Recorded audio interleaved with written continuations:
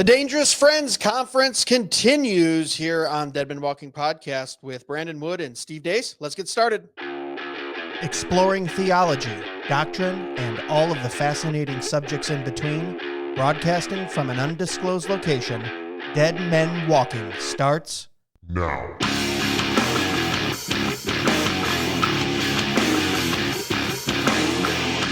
Well, hello. Welcome back to another episode of Dead Men Walking Podcast. I'm your host, Greg Moore, and happy to be here. Thanks for sharing with a friend. Thanks for checking us out at DMWpodcast.com and on all the socials at Dead Men Walking Podcast, except for Twitter X, Real DMW Podcast, where we have fun on Twitter X there. Guys, so good to be with you. We're continuing into week 2 of our Dangerous Friends conference coverage. We had so much good content that we had to break it up through a couple weeks, and we want to bring that to you. But first, what do we believe? Andrew Rappaport, Striving for Eternity Ministries. Right now, if you're a Dead Men Walking podcast listener, click on the link below and get free shipping on this book, $15, so get it right to your door.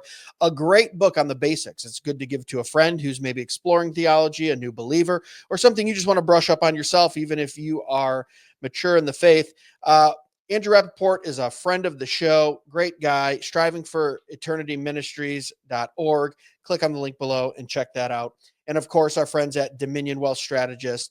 If you want to know how to manage your money and wealth and steward it properly, as we do for the glory of God, then you've got to call Dominion Wealth Strategists. From baptism to burial, they have you covered. Great friends, great partners, and we absolutely love what they do over there. All right, guys, we're on to week 2 here, and we have Brandon Wood and Steve Deace.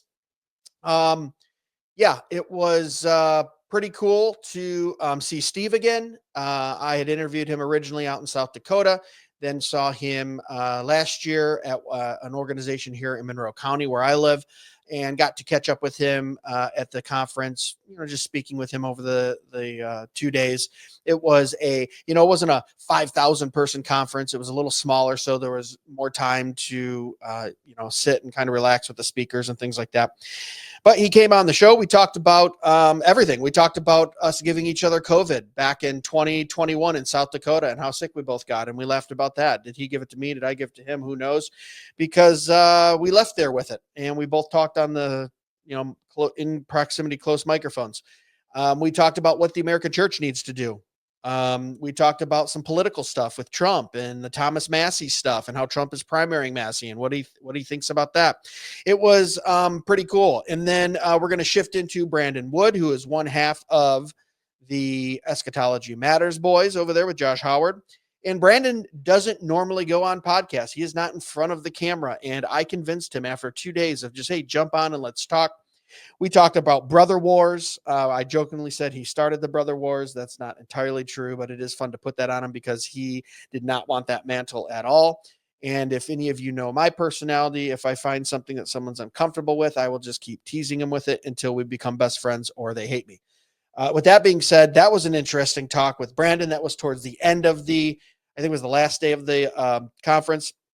And we just talked as two friends, kind of caught up and talked about, the Twitter stuff, the Reformed Twitter stuff that's going on, how you handle that in social media. And it was very cool.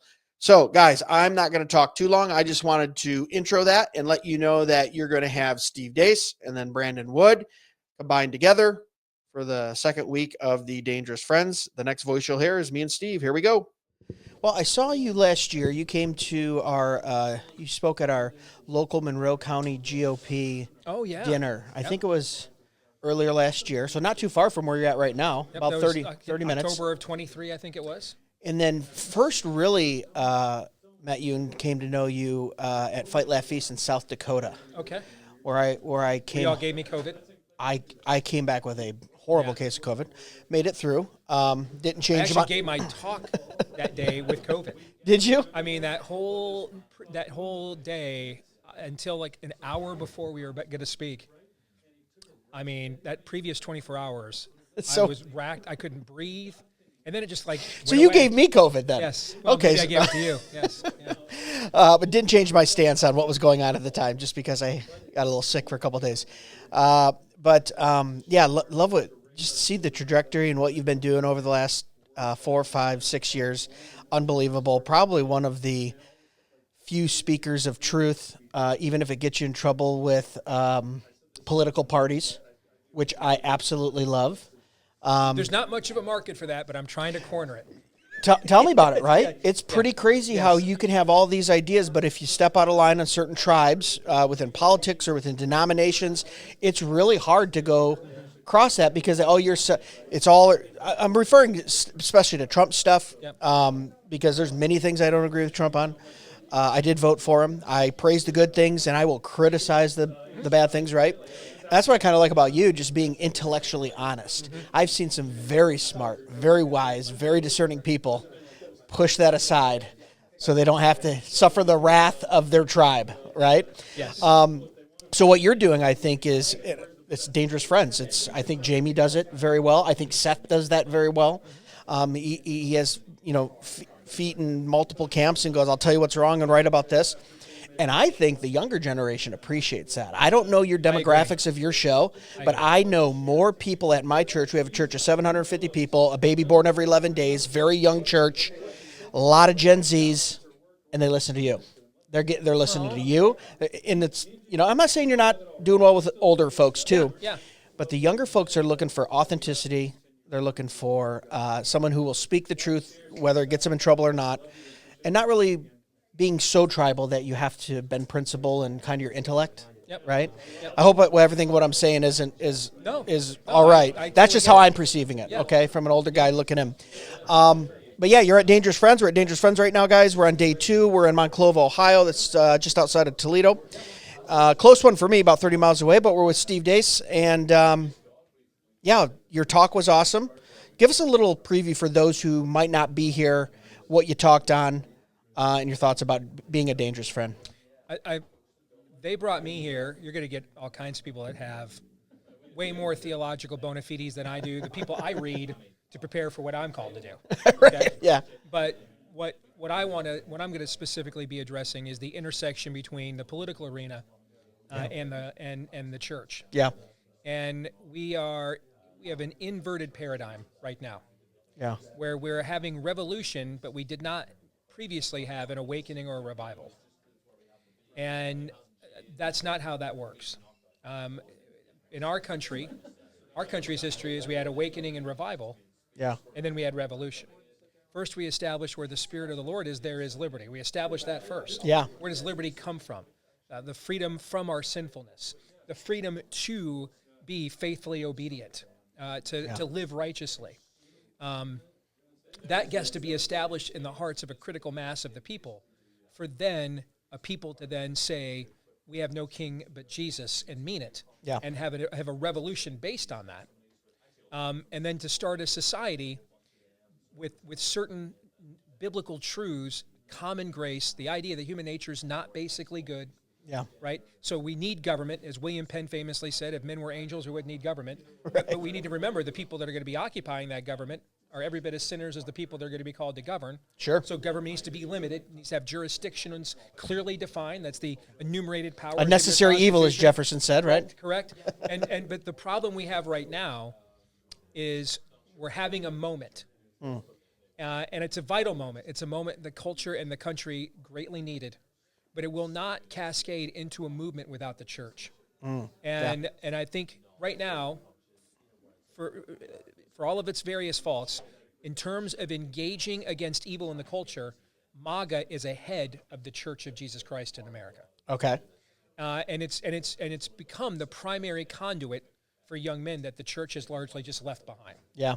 The church just decided, whether it's your uplifting and hope-filled Christian music station, and like every Christian music station in America has like an archetype, like a Mildred, a Lois, a Karen. This is who we're trying to reach. Yeah. The woman whose greatest, stressor in the morning is she can get the kids dropped off at daycare before Pilates. Right. Okay.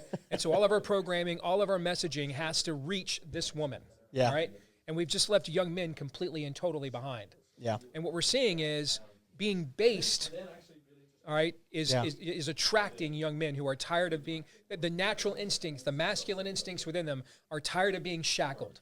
Sure. Are tired of being spoon-fed, force-fed, of being emasculated. And that's all well and good, but the law of the jungle only will get you so far. Yeah. And in the end, it's not whether or not you're based, but what you're based in and who you're based on. Yeah. And if it's just based on your instincts, well, I'm a total depravity kind of guy, that's not going to work. Yeah, right.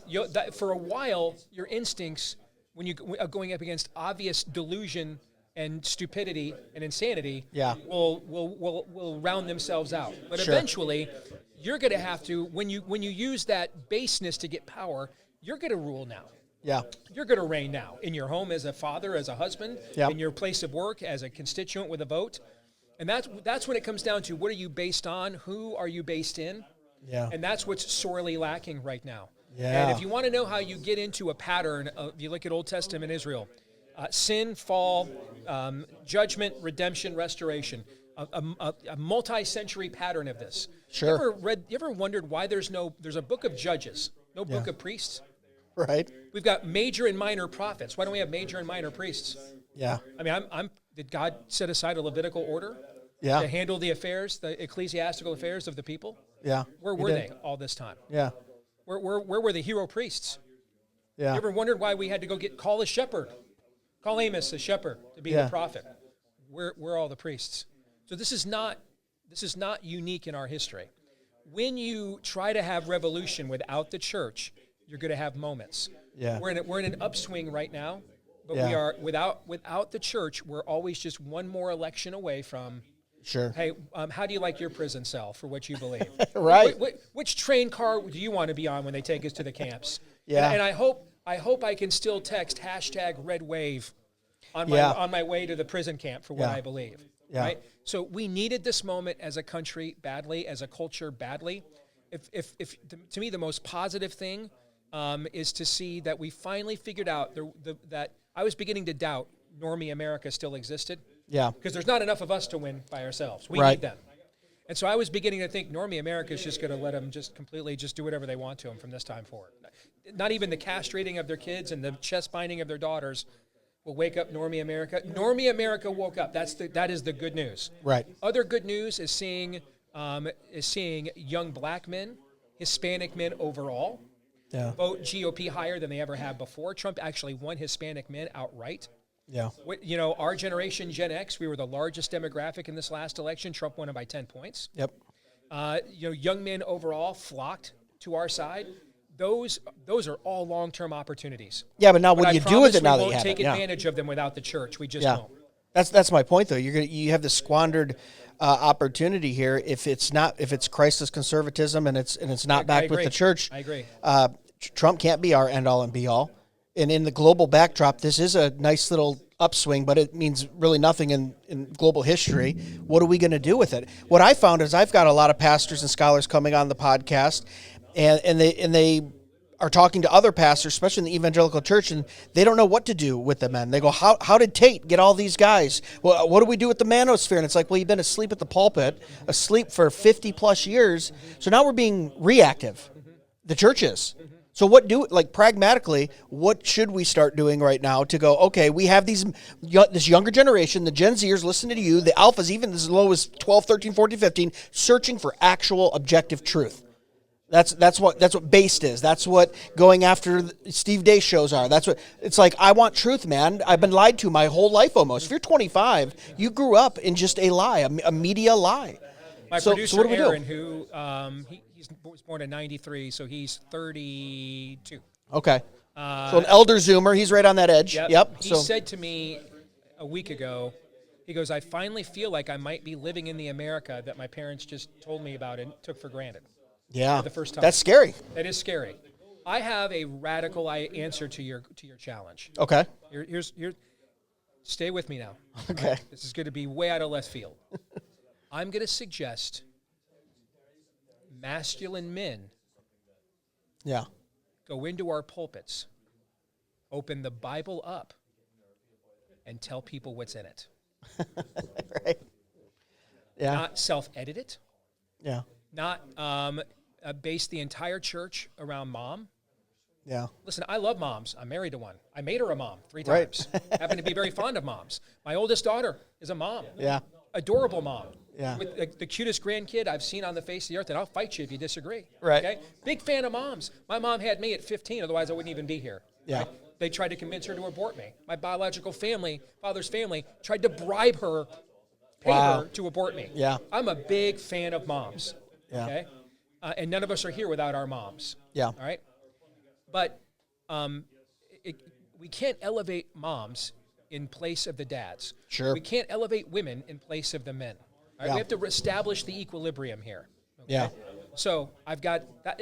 What's the equilibrium? The equilibrium is the only perfect thing on the earth, the Word of God. Yeah. So men, empowered by the Holy Spirit.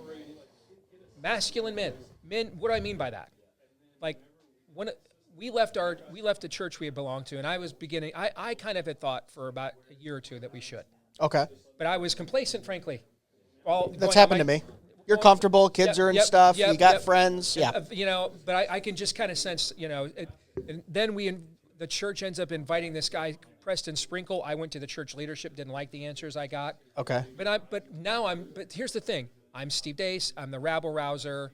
I feel like, I'm playing to type. Maybe I'm over it. You know what I'm saying? Yeah. So I want to default the other way and be more merciful because of how quick I am to just jump on the grenade, if not throw one.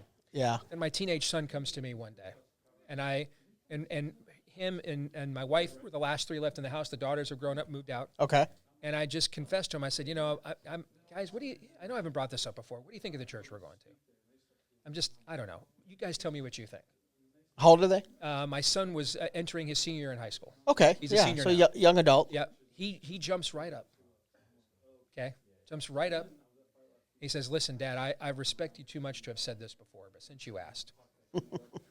He sounds like a Deace. Yes. He goes, do you think we could go to a church where I don't think I could beat up the pastor? And when he said that to me, and the way that he said that, it wasn't like even a troll. With some of the kids, I know exactly what that was. It was not even like a snotty remark. It was good. It was really just a very objective observation. He's making an observation. Yeah. Like I don't feel the guy in the pulpit, I could take any of my issues to him. Now, the naysayers, though, would go, well, what are you talking about? So he's physical appearance or the way he talks, you're so mean. Why can't a guy who's maybe more effeminate or not, speak a certain way or have a masculine presence? I mean, you get that from Correct. Evangelical Christianity. Yeah. Well, so what do you mean when you're saying more masculine? You're saying biblical masculinity as in masculinity. leader in the home. How much can you bench or do you grunt at Planet Fitness and trigger the lunk alarm? I'm not. Right. I mean, there's like a uniform. Yeah. And we all know it. Yeah. I was watching one of my favorite sports podcasts, or listening to it at the gym a couple of months ago. Shout it out. Who is it? Cover 3, college football podcast. Yeah. It is a great podcast. Yep. Okay. And one of the hosts rips Danny Cannell for what he's wearing. And you know what they said? What? That's your youth pastor uniform. And I'm like, dude. Oh, that's the pejorative. Our tropes are so lame. Our tropes are so effeminate. Yeah. That the only thing we are doing right now that crosses over into the mainstream are our freaking tropes. Yeah. Okay? Our stereotypes, those cross over to the mainstream. Yeah. Okay? Everybody knows the look. All right? Yeah. Listen, man, if you're 50 years old, I don't care how much you can lift. I don't care if you mow your lawn with a push mower. Yeah. If you're wearing a sweater vest in July, you bought in. Yeah. If you pleat your khakis, you've bought in. Yeah. Okay. If you're wearing a Hawaiian shirt in January, and what I mean by that is you came off the assembly line of what the church growth consultants told you had to do to seem and come across as relevant. Sure. Meaning you're not. When my son said that to me, he didn't mean like what he meant ultimately was. Is this guy been where I'm at? Right. Is this guy been where I'm tempted to go? Yeah. Is he faced what I am faced? What I'm facing? Rather than does he live this perfect suburban life where it's Pleasant Valley Sunday is by the Monkees is a hymn. Yeah. And we everything's perfect. Everything is awesome. Yeah. Okay. No, I mean, and the kids are perfect. Right. Yeah. No one's ever had any premarital sex or even thought about it. Of course. Right. Yeah. Of course. No one's ever said a swear word, let alone even contemplated it in their hearts. Yeah. Okay. Moralistic, therapeutic deism, essentially. Yeah. All right. And ultimately, men are real, raw, authentic. Yep. For good or for bad. You see this in the scriptures. I remember when a soldier. He's my son-in-law now. Yeah. A soldier named Steve wanted to marry my oldest daughter, Anastasia. Yeah. And even before he got to me, she was like, I like you, but not until you know Jesus. This isn't happening. Right. Okay? So before they got engaged, they did a Bible study together. And I'll never forget when they started Genesis. Yeah. And my daughter Anastasia called me laughing about this. She goes, Dad, you got to hear this. Stephen called me on his lunch break at work because he's reading Genesis for the first time. And he called me up. He goes, have you read this before? I just read some guy, all right, went looking for a prostitute and ended up, and his daughter-in-law dressed up as one with the intention of seducing him so that he would impregnate her. Welcome to the This is some reality Welcome to the TV. patriarchs. Yeah, this is some reality TV. This is no one told me this is what was in here. Yeah. And see, it's not real life. Right. That's the thing. It's not about endorsing this behavior. It's like, wait a minute. These people were every bit the terrible that I am. Yeah. They're every bit the trashy I am, every bit the cringy I am, every bit the debauched I want to be. All right. And God is aware of this. Yeah. And redeems this nevertheless. Yeah. Now this seems accessible to me. You don't seem like some self-righteous group of hypocrites I could never roll with, never be a part of, whose lives are always perfect. Yeah. It's Lake Wobegon, and everybody's just a little above average. Yeah. Okay? It's real. Yeah. And that's, to me, what's lacking in our pulpits. I don't think we need to come up, I don't think the Christian music stations need to have Ned or Ted or John as our target. And we're going back and we're going to recycle Stryper.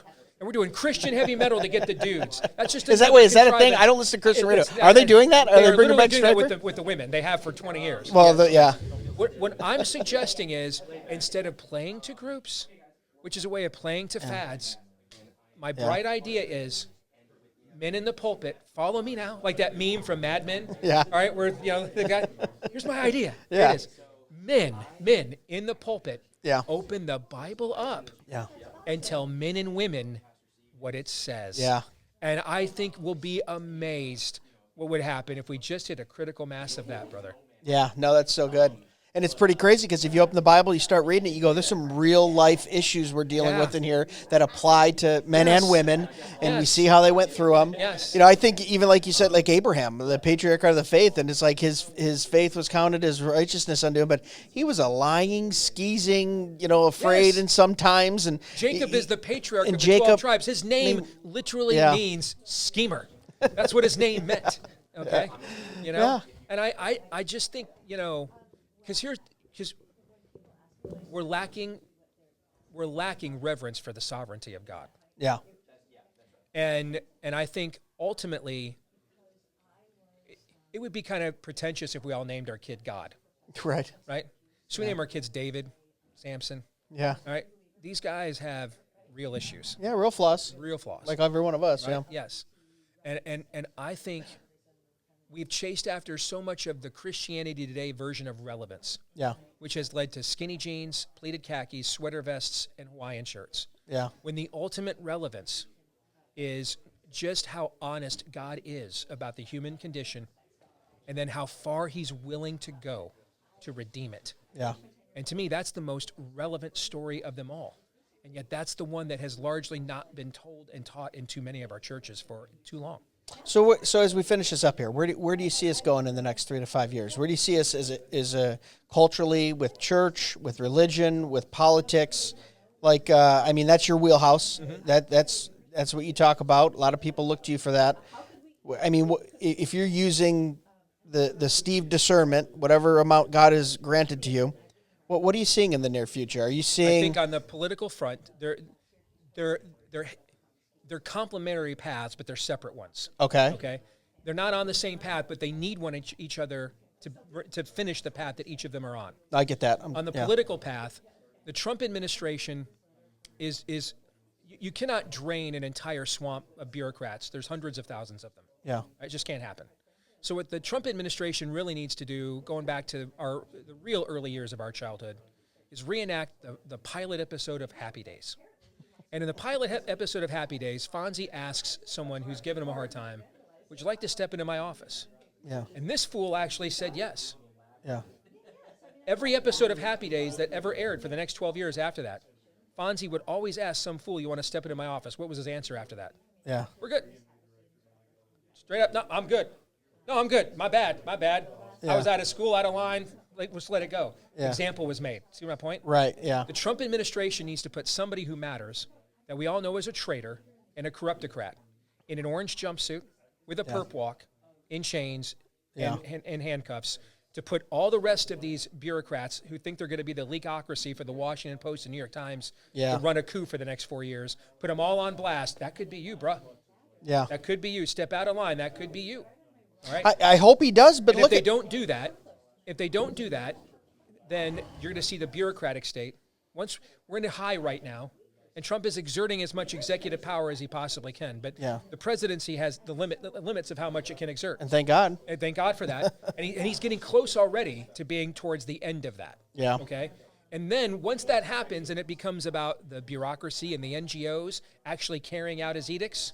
Yeah. That's when that bureaucratic state, or the swamp, they're going to try to undermine, and they'll stillborn his administration. So they need to make an example. You don't get to break the law on our dime. You don't get to do that. The other thing the Trump administration is going to have to do is, if the swamp doesn't do it, the judges will.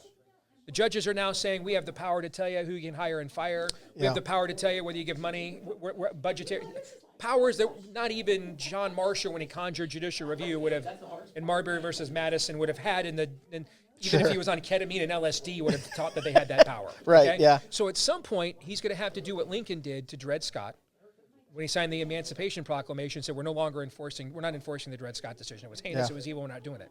He's going to have to say to the judges, appreciate your blog. You have no police force. Yeah. You have no means of carrying out. In fact, I'm the guy that people elected to carry out the law. Yeah. What you're saying is not the law. We're not doing that. And if people want that to be the law, then they can just vote Democrat in the next election, but I'm not doing that. Yeah. He's going to have, otherwise the judges will continue to act as if they're supreme. And the bureaucrats and the judges, the two entities the Democrats put in place that are both unelected, not coincidentally, to use as their bulwark against our attempts to reform what they've done, they are out of control. He is going to have to confront them.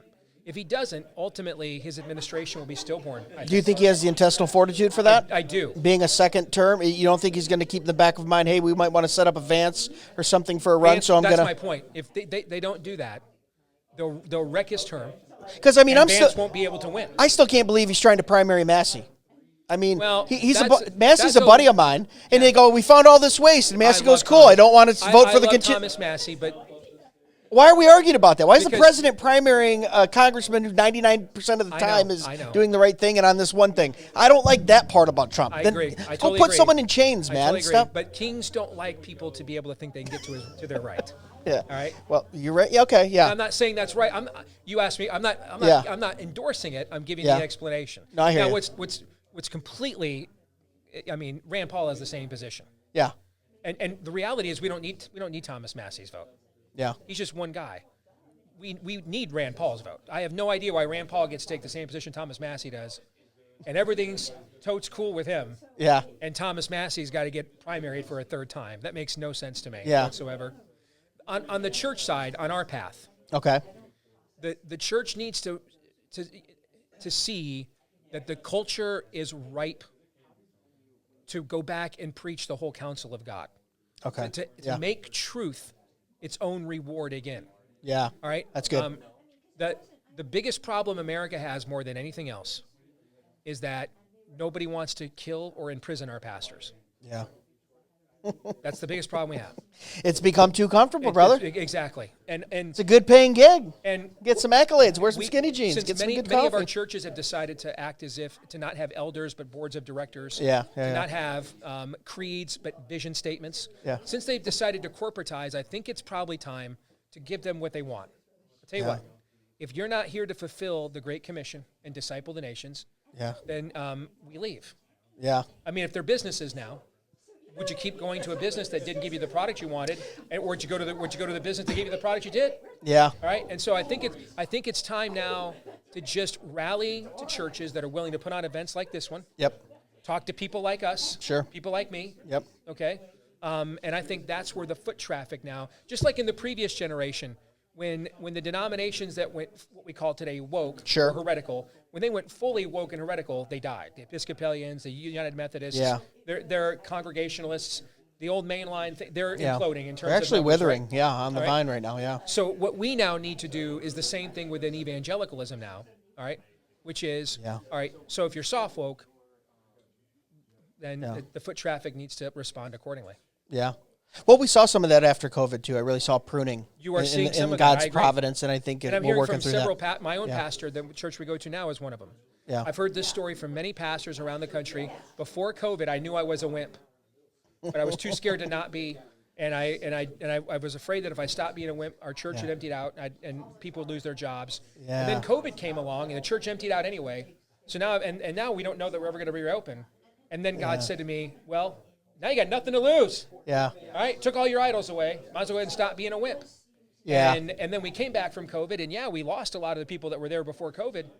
But then we replaced them with a whole bunch more people that never came in before, and now we have more people than ever before. I've heard that story a lot. Me too. And I want to hear that story even more. Yeah. Isn't it glorious that persecution can produce fruit in us and bring us closer to Him and God's providence? Awesome. Just one generation, though. I'd wish we just figured that out before the persecution started.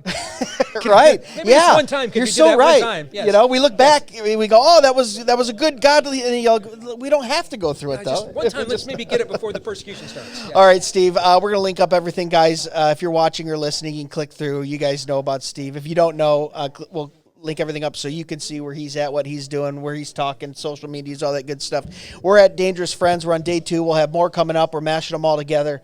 Guys, you can find out more about us at dmwpodcast.com. Go support the show. Heck, go get one of these mugs here, the Wine 'em, Dine 'em, Romans 9 'em, or the new shirt. Why don't you just shut up and let that be your wisdom? Job 13:5. Sometimes you just have to quote scripture to the pagans, even if they don't like it.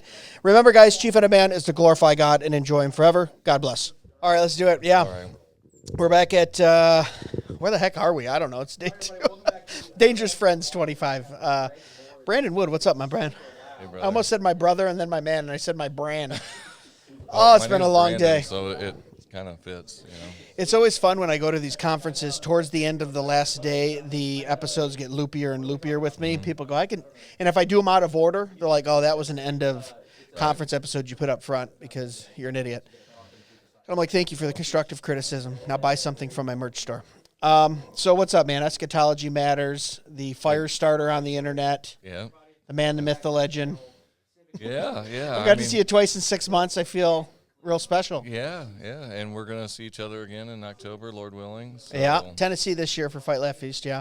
But we're at Dangerous Friends. We've been listening to good speakers. What's going on? What's new? What do you got planned for the Eschatology Matters non-network network? Right now, I'm just trying to get back on track. The end of last year was a little bit crazy, and Yeah. then with the holidays and everything, I got behind. So I'm just, we try to plan. Josh Howard and I try to plan ahead, and I thought you were referencing you single-handedly starting the Brother Wars. Is that what you mean by getting back on track? that is part of it. Yeah. Sorry. No, Had to. you're all good. I was I feel like I was an instrument Yeah. and not a soldier in that war. An Does that make instrument sense? Yeah. An instrument, no, but not a soldier. So, I get it. And but yeah, I mean, God uses all things. So I think that even in that kind of craziness, Sure. we all learn some things. Yeah. You know? I want you to come on for a few minutes because you're headed out because you've got 80 to 100 mile an hour winds in your hometown. Is that what's going on right now? Saying. Yeah, man. In hail the size of baseballs Yeah. in Indiana? Yeah, and if I was a dispensationalist, I would be thinking that this is probably the end, man. Raptors coming any second. Oh, yeah. Or we missed it. We missed it, and here's the tribulations. Yeah. It was so funny because you were kind of standing off to the side. Hi, Rosaria. How are you? You sticking around for a little bit? All right. I'm going to come grab you. He's right over here doing this. We got people walking in and out, guys. It's okay. It's a kind of a live setting. We had Steve Deace on earlier, and he said, I don't really care about, oh no, Seth Gruber said, I'm not one that really cares about eschatology. And you were kind of standing over there, and I don't think you were paying attention. And I kind of looked, and I was like, man, I'd like to have Brandon and Seth talk, because you've kind of built a whole little thing over there on how important eschatology is, and it is very important. And you have a lot of contributors too now, right? Yeah, we have. I can't count right now, but I would say we 4 or 5 regular ones. Yeah. And so we kind of have a, like you said, we're a YouTube channel, but we function as slightly like a network. Yeah. Because I don't really create content, and so we have multiple shows that come out through Eschatology Matters, and then we split them up. Some of them are at their own podcast, and then some of them are just shows for Eschatology Matters. And the guys we have are great. Super thankful for it. What made you go that route? I can't create content. I mean, I could, but I don't want to. You don't want to. So you're like, we already have this platform. We've already got a podcast that's going pretty well.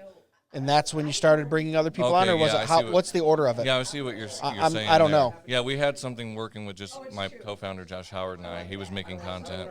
Okay. Part of it maybe is because I like to help my friends. What's that? I like to help my friends. Okay. So, a couple of them now, like Corey, who's a good friend of ours, I just saw well, here's an opportunity. God has blessed our platform, and I want to bring guys along because it's not easy. Just depending on certain circumstances, you can grind it out, and it might not go anywhere. Yeah, that's very true. But there's guys that have something to say, and I think that it's valuable, and they're good at what they do. So if I can just help them, so that's part of it. Is just, hey, come along for the ride.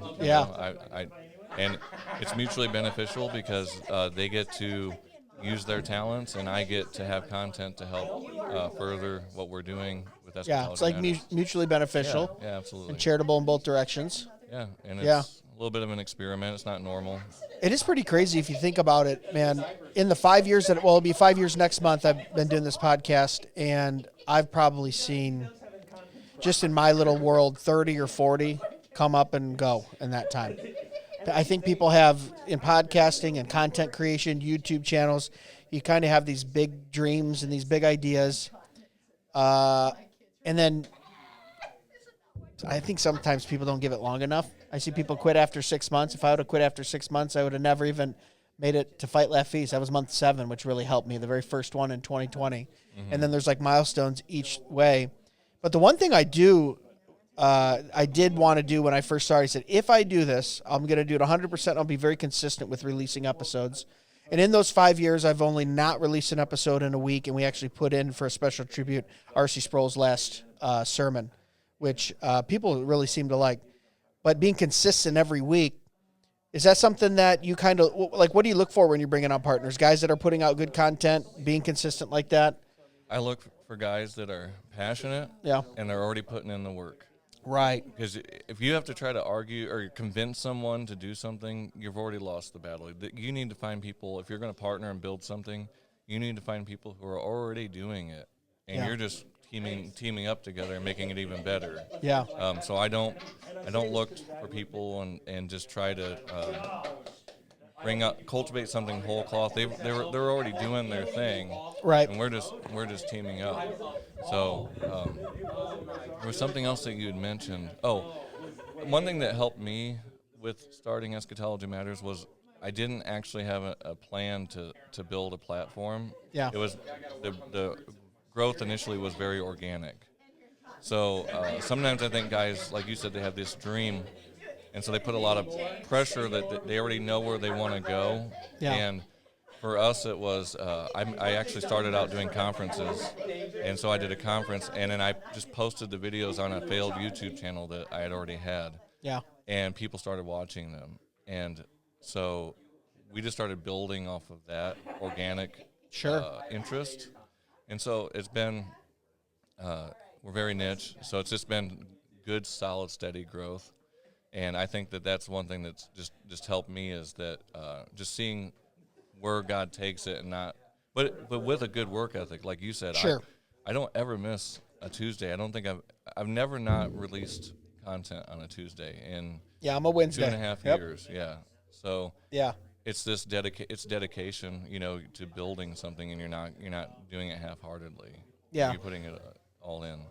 It's kind of crazy too that I see some of the more successful content creators. It kind of grows out of a thing of organically either being curious or being interested in something or being passionate about a subject.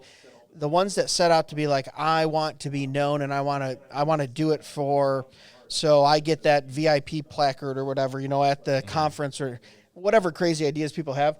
I mean, those are those type of guys that do become successful. But some of the ones that I really see that have grown, like yourself, are ones who are just passionate about it. Or like why I started is it was a little bit self-serving. Like, I'm interested in this subject. I ask all these questions to these people. My wife said, you should probably just be recording this. You stay for 45 minutes after church talking to this guy about this one theological subject.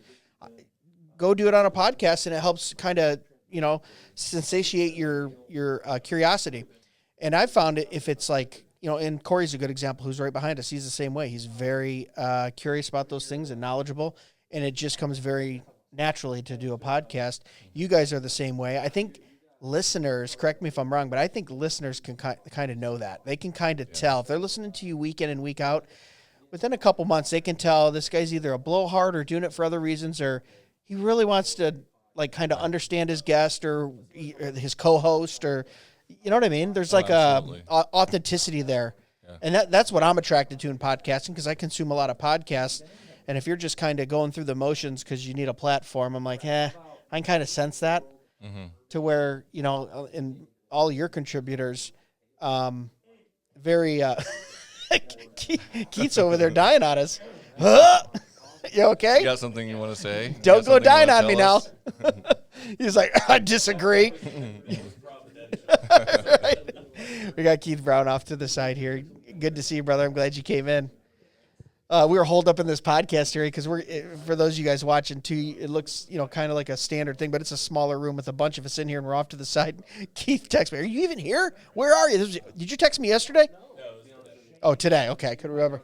I go, "I'm here." He goes, "Where are you?" I go, "Oh yeah, we're holed up back here in the podcast room." Did I ask you a question, Greg? Sure. Just because we're both on the Fight Laugh Feast network. Yeah. And I have never been able to ask you, how did you get involved with Fight Laugh Feast, and where? Oh, sure. So I'd listened to maybe Cross Politic once or twice. And then when I started a podcast, the co-host that I had for the first 2 years, he lived 5 houses down from me. He was a big Cross Politic guy. So they were kind of on my radar, but they weren't like one of my go-to guys. I'd known of Doug Wilson and him to read his books, some of the homeschool stuff he did in years past. So, my co-host, like episode 5, is like, we should get the Cross Politic guys on. Okay. So they come on the podcast very graciously. We're a 6 or 8 or 10 week old podcast. And then they said, hey, you guys should come down to this thing we're doing in Franklin, Tennessee, outside of Nashville. I said, all right. So then I called him a week later. I said, Gabe, can I bring my podcast gear? And he goes, well, I guess no one's doing that. We're going to be doing some on-site interviews for like promo, but yeah, I guess you can do that. So we go down there, and I have the full setup, a 10x8 backdrop, the whole thing. And we're the only podcast there. 1,000 people show up because it was COVID. It was, whatever it was, September 2020. All the churches weren't doing anything. And Fight Laugh Feast said, no, we're still going to do it. And they put us right by the start entrance. So every single person going by was like, oh, man, this is so great that you guys did this conference. And we're like, we're just a podcast that's 5 months old, 7 months old. This isn't ours. This is, theirs.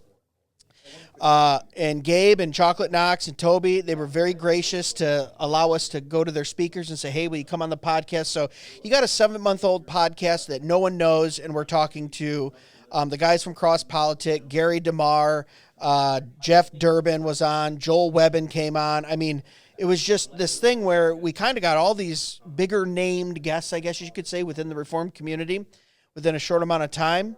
And then, of course, I'm doing my thing. I'm passing out. We gave journals to everyone, stamped with Dead Men Walking, passing out stickers, like all that stuff. And it was really that initial 1,000, I think, was like, oh, they're associated with this thing of, no, we're not shutting down. We're not wearing masks. We're going to gather. We're going to have a conference. And then from there, I've been to every Fight Laugh Feast since. But I always attribute it to Chocolate Knox being very open, Gabe too. All those guys just going, yeah, come on in and sharing this thing that we're doing. Because Cross Politic had a pretty good platform at that time already.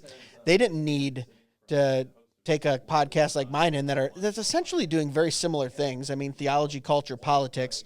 Mm-hmm. I say that, but it's really whatever I'm interested in that week. We're going to be having Josh Sneed on pretty soon, and I think Keith Foss is going to join us. We're going to talk about comedy for an hour because I'm big into stand-up comedy. So it's kind of self-serving. But then from there, it just kind of kept growing. And then once you message someone, you're 12 episodes in or whatever it was, 20 episodes in, and I could message someone and go, hey, Tom Askell, Doug Wilson was just on my podcast. Would you mind coming on? Legitimizes it a little bit. Okay, well, if Doug's going to go on, then Tom. And then once Tom and him, hey, James White. And then once those three are on, then it's like, hey, James, you know Michael Brown. I want to talk to him about something he wrote about queer theology. Can we come on? And then when you send out a press kit that has 20 people that most people in our circles recognize, now you're a year in and you've got a little legitimacy, and that just kind of helps. And then really it's networking too of, look at, I try to keep it quick and short and efficient, and I want to bring value to the listener. So there's not going to be a lot of pausing and ums and ahs. We're going to try to, Chocolate Knox always makes fun of me. He goes, man, your pace is insane when you're going. Because I'll try to get an hour content into about 40 minutes, deliver something to the listeners to where they go, okay, I can listen to it on the way to work, way back. I'm not a Joe Rogan. I'm not going 3 hours. And then also bring something in the episode that's something unique. I just don't want to keep rehashing. Look, we can talk about baptism 100 times. We can talk about this. Like if it's something where I go, I've never thought of that way. Maybe someone else hasn't seen that side of it. That's what I'm really attracted to, right? Like even in just regular videos and content. Like, and you, I think you guys are good at that too, because some of your videos are like, well, have you thought about it this way? Or some people say this, but we've been talking about this. Corey's good at that as well too. So that was the goal. And then, from there being able to have those people on and, hey, could you share it? That's all I ask, 30 minutes of your time and share it. Make sure follow up with them, and you get someone who has 200,000 followers on X and I've got 5, and I go, hey, could you share that with them?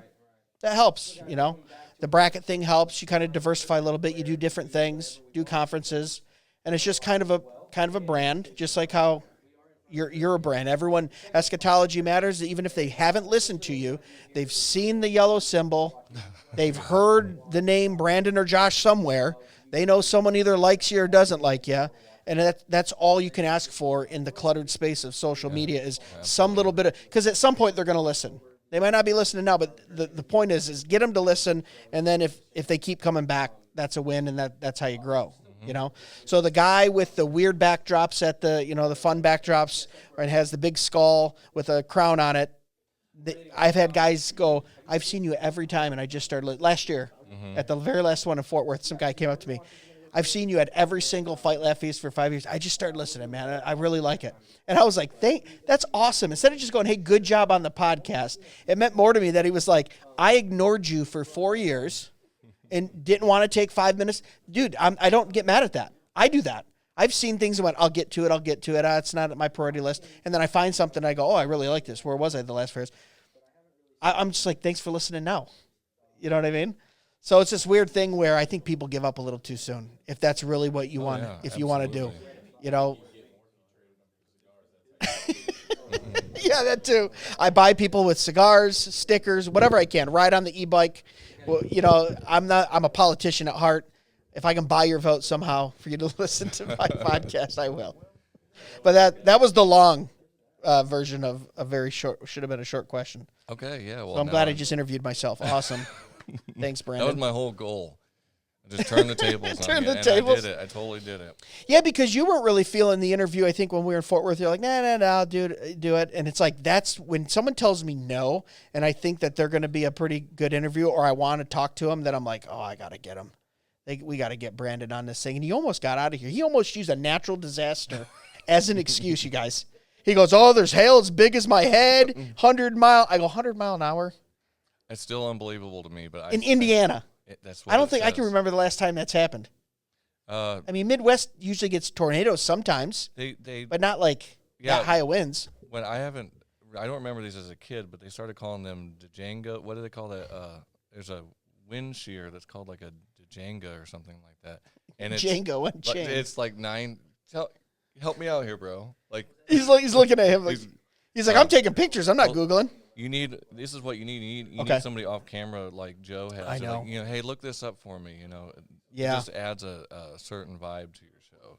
Even if dude, I'm looking. Nothing.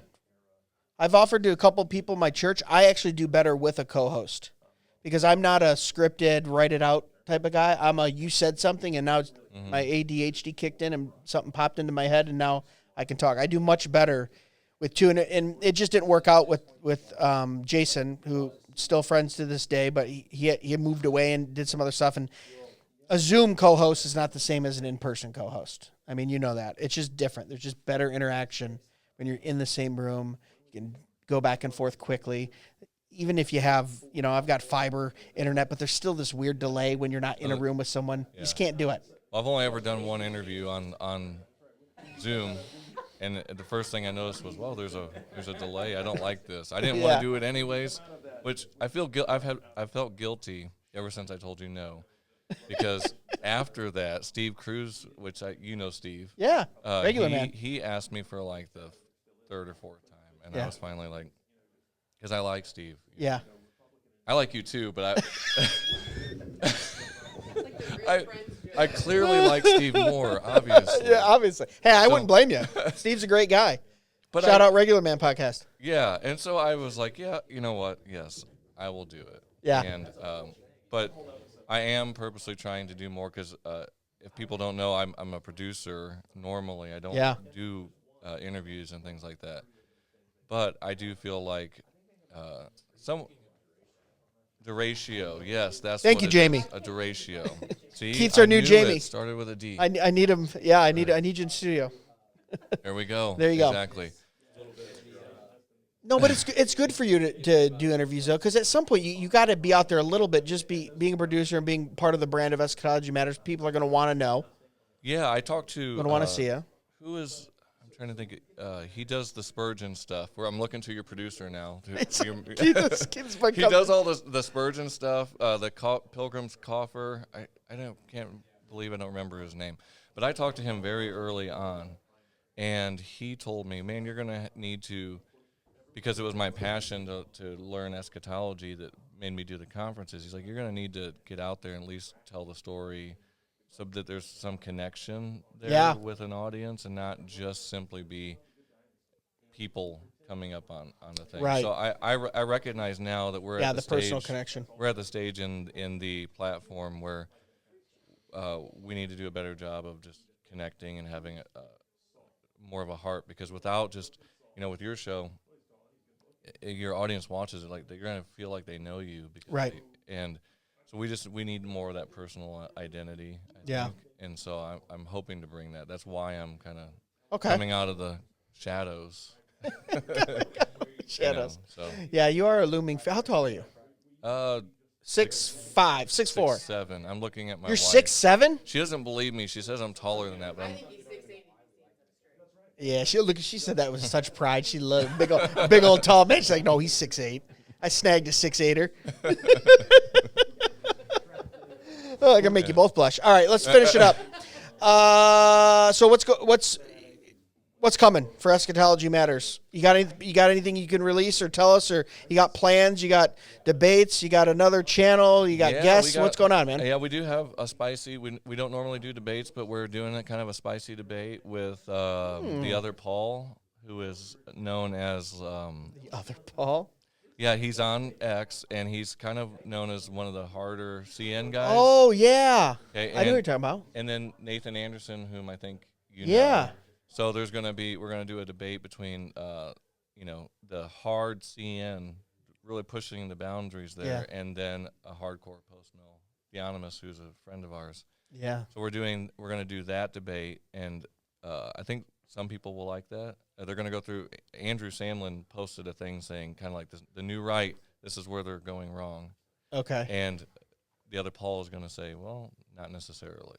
And Very interesting. And that's kind of spicy. We've got interviews with Brian Sauvé and Ben Garrett. Yep. And I've done a little Haunted Cosmos mini episode. Sure. So I've got another one of those. So we've got, because, we try to keep it, we do things that are so heavy. We do scholarly work. Yeah. We'll have like G.K. Beale or, scholars on. Yep. And then we'll have debates with Keith Vosky and dressed up as a wrestler. Sure. Because fight, laugh, and feast. It's all three, yeah. So we've got fun things coming up. We've got some spicy things. That's awesome. I'm trying to stay out of controversy, though, as best I can. We'll see. You gotta be dangerous though a little bit, right? Yeah, you do. And I don't think you're the type of person, you or Josh, to be dangerous just to be dangerous to get attention or No. likes. I think you guys are principled. I think you have integrity, and I think you do what you believe is right and righteous in God's eyes, and that's why I'd like to call you a friend. And I've seen that not just in your speech and not just on your show, but in person, like just watching you talk to other people, how you talk, carry yourself, and I'm being true and honest. I'm not just saying that because you're sitting in front of me. I really appreciate That's that, brother. that's a rare thing, man. Especially when you get into the content business, you can find some really fake people. And I won't mention any names. We know some of them. So that's awesome, man, to see that come through. And thanks for coming on. So we'll link everything up, guys, where you can find out more about Eschatology Matters. I'm sure you already know where to go, but we'll make sure we'll put the socials down there, the podcast stuff, all their call them contributors. Is that the official? Are we calling them contributors, members, whatever? And remember, guys, you can find out more about us at dmwpodcast.com. Make sure you go click that merch page. That helps us get to conferences along with our sponsors. It supports the show. You can get this nice little Wine 'em, Dine 'em, Romans 9 'em mug that I'm drinking out of there. Or, of course, the new How About You Shut Up and Let That Be Your Wisdom Job 13:5 t-shirt. That's a fun seller as well. Remember, chief end of man is to glorify God and enjoy Him forever. God bless. Be sure to check us out at dmwpodcast.com, where you can purchase the best and snarkiest merch on the internet, support the show, and leave us a review or message. Dead Men Walking can be found on Facebook, Instagram, and YouTube at Dead Men Walking Podcast, and on Twitter X at Real DMW Podcast. The Dead Men Walking Podcast is part of the Fight Laugh Feast Network. For exclusive show content, be sure to download the PubTV app and become a member. If you're a business that needs to reach hundreds of thousands of potential customers in your demographic, podcast advertising might be for you. Send all inquiries to deadmenwalkingpodcast@gmail.com. None your biscuits.